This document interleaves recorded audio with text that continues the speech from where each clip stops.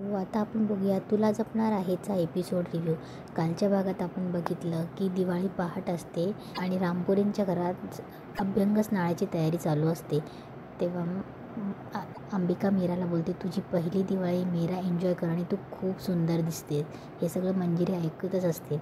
तेव्हा यांची अभ्यंग स्नानाची तयारी चालू असते. सगळ्या बायका आलेल्या असतात. तेव्हा नर्मदा बोलते की ह्या घरातली पुरुष आहे ना, बायका कधीच्या तयार झाल्या आणि हे लवकर यांना काय होतं लवकर उठायला.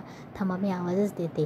तेव्हा नर्मदा आवाज देते की अरे उठा रे, किती वेळ लावतायत, काय सकाळ झाल्यावर आंघोळ करणार आहेत का दादा, अथर्व. दामोदर काका येतात आणि बोलतात, का गं आलो आलो बायको, टॉवेल शोधत होतो. तेव्हा अजितही येतो.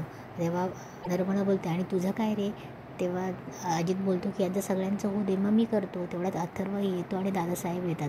दादासाहेब अभ्यंग स्नानाला बसतात. मंजिरी त्यांना उठणं लावते आणि त्यांचे अभ्यंग स्नान करते. तेव्हा सगळे बोलतात की नर्मदा बोलते की बसावं तुम्ही. तेव्हा दामोदर बोलतात की अरे मी नंतर करेल ना, आमचं काही नेहमीच आहे. अथर्व आणि मीराची पहिली दिवाळी, पहिले अथर्वला बसू देत.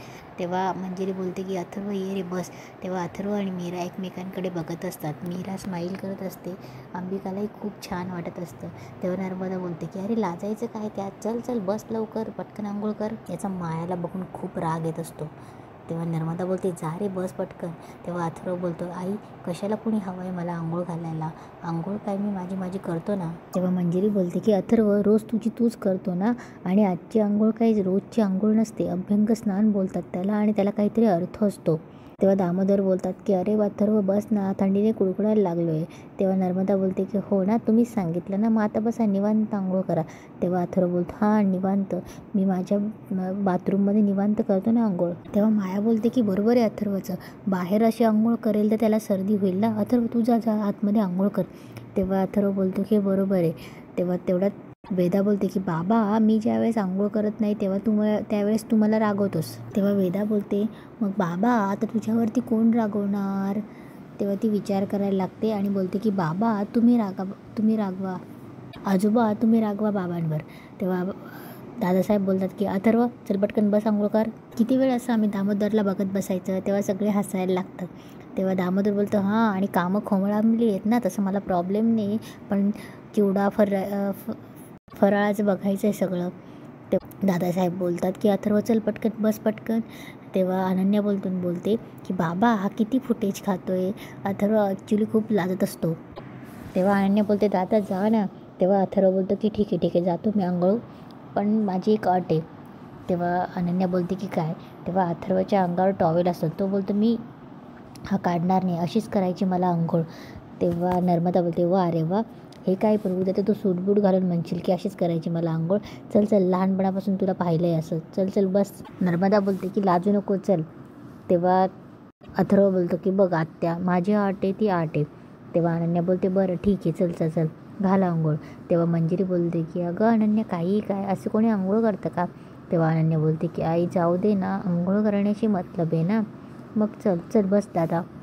तेव्हा अथर्व आंघोळीला बसतो, खाली पाटावर बसतो. मीरा त्याच्याकडे जाते.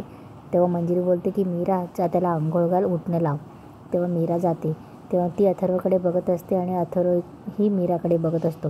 तेव्हा मीरा उठणं लावणार तेवढा अंबिका बोलते की मीरा तूसुद्धा थांब. तेव्हा मीरा थांबते. तेव्हा मंजिरी बघायला लागते. तेव्हा अंबिका बोलते की मीरा तूसुद्धा त्यांना आड घाल. जोपर्यंत अथर्व डोळे बंद करत नाही तोपर्यंत मीही त्यांना उठणं लावणार नाही असं. तेव्हा अंबिका बोलते की घाल अगं मीरा, मी मगाशीच अनन्याकडे बघितलं की ती मंजिरी आईंना डोळे मिचकवून काहीतरी सांगत होती. तेव्हा मीरा बोलते की ठीक आहे माझी पण एक आठ आहे. तेव्हा सगळे शांत होतात. तेव्हा मीरा बोलते जोपर्यंत वेदाचे बाबा डोळे बंद करत नाही तोपर्यंत मी त्यांना आंघोळ घालणार नाही. तेव्हा मंजिरी बोलते की मीरा काय चाललं आहे. तेव्हा अथर्व बोलतो की आई इट्स ओके.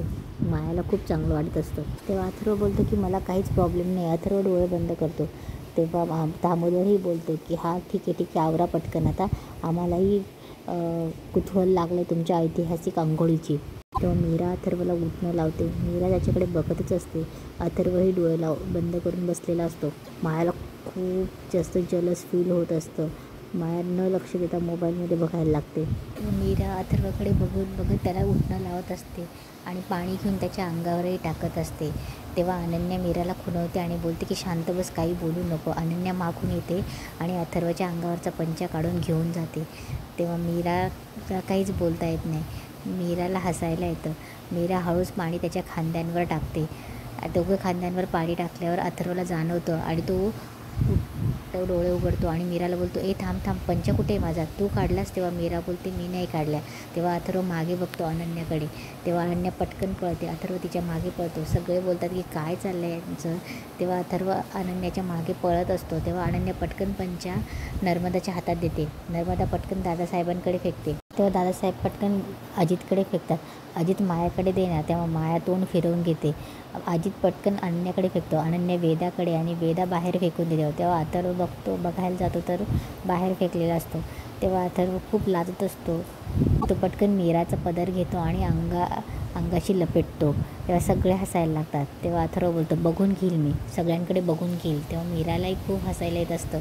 इकडे अथर्व मस्त तयार होतो, कुर्ता घालतो. तेवढ्या तिथे मीरा येते. मीरा बोलते की वेदाचे बाबा कॉफी. तेव्हा अथर्व तिच्याशी बोलत नसतो. कपाटात जातो. कपाटातून रुमाल घेतो. तेव्हा मीरा बोलते, वेदाचे बाबा मी कॉफी आणली होती तुमच्यासाठी. तेवढ्या तिथे अंबिका येते. अंबिका तिला विचारते की काय झालं आहे. तेव्हा मीरा दाखवते की ती खुणवते की अथर्व बोलत नाही म्हणून. तेवढ्यात अथर्व बोलतो, काय चाललं आहे. तेव्हा मीरा बोलते, अहो मी म्हणत होती की तुमच्यासाठी कॉफी आणली, ते कळलं आहे मला. तेव्हा अथर्व बोलतो, ते कळलं आहे मला, पण तुझं काय चाललं आहे. तेव्हा मीरा बोलते, अहो तुमचं काय चाललं आहे, घ्या ना कॉफी. तेव्हा अथर्व तिच्याकडे बघतो आणि बोलतो, नको आहे मला. हे बघून अंबिकालाही हसायला येत असतं. तेव्हा मीरा बोलते, तुम्ही रुसला आहेत का माझ्यावर. तेव्हा अथर्व बोलतो, रुसायला काय, मी काय लहान मूल आहे काय. तेव्हा अंबिका बोलते, अथर्व रागवल्यावर किती क्यूट दिसतात. तेव्हा मीरा बघते. मीरालाही हसायला येतं. तेव्हा मीरा बोलते, ताई तू हसू नकोस हां आता. तेव्हा अंबिका बोलते, अगं मी काय करू, मला हसायला येतं आहे. तेव्हा मीरालाही हसायला येतं. तेव्हा मीरा बोलते, हे बघ मलाही हसायला येते, पण आता थोडा वेळ तरी तू काहीच बोलू नकोस, ओके. तेव्हा अंबिका बोलते की ओके. तेव्हा मीराला हसताना बघून अथर्व बोलतो, तू हसतेस काय, मी काही जोक क्रॅक केला आहे का, जोकर दिसतोय. तेव्हा मीरा बोलते, नाही. मग का हसतेस.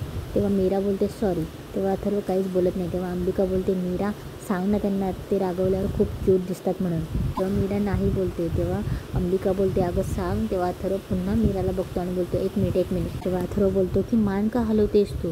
तेव्हा मीरा अंबिकाकडे बघते आणि बोलते की मी नाही. तेव्हा अथर्व बोलतो, म्हणजे मी खोटं बोलतो आहे. तेव्हा मीरा बोलते, नाही हो. तेव्हा अथर्व बोलतो, नाही की हो. तेव्हा मीरा पुन्हा बोलते, नाही. तेव्हा मीरा बोलते, अहो म्हणजे मला तसं नव्हतं म्हणायचं. तेव्हा अथर्व बोलतो, काय म्हणायचं मग तुला. तेव्हा अंबिका बोलते, मीरा मी म्हणते ते बोल त्यांना, सांग त्यांना की ते रागवल्यावर क्यूट दिसतात म्हणून. तेव्हा मीरा मनात बोलते, ताई म्हणते खरी, पण असं कसं डायरेक्ट सांगायचं.